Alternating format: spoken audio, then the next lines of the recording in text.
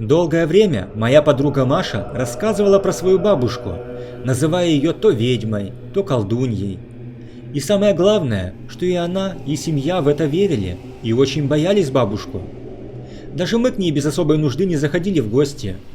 Побывав там однажды и пообщавшись с ее бабушкой, я потом долго чувствовала себя плохо, до того, как в церковь сходила.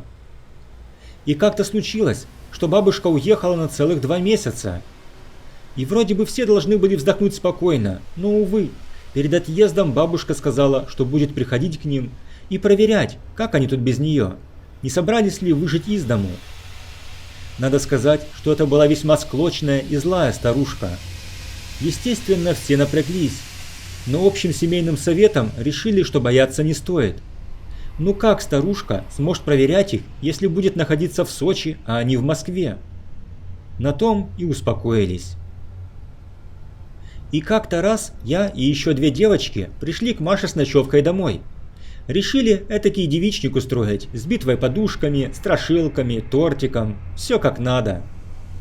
Отбесились и уже стали ложиться в кровать. Как видим, Машка начала задергивать все шторы, все зеркала.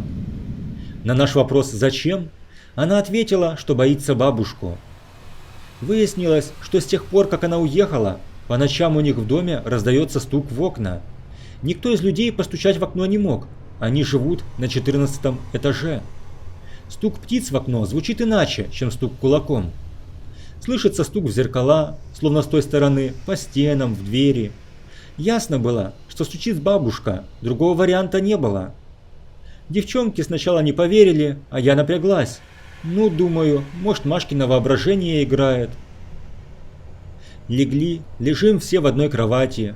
Машка и девчонки заснули, а я просто лежала и дремала. И тут я обзавелась первыми кирпичами.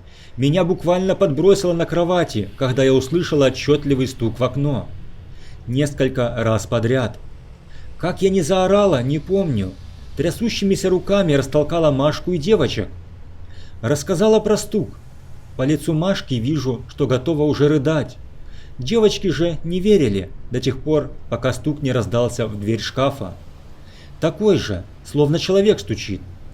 Вот тут мы начали орать все вместе. Подскочили, кинулись в ванную, закрылись там и сидим.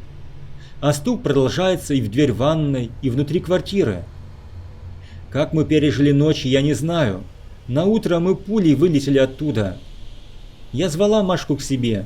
Она отказалась, мотивируя тем, что бабушка будет недовольна.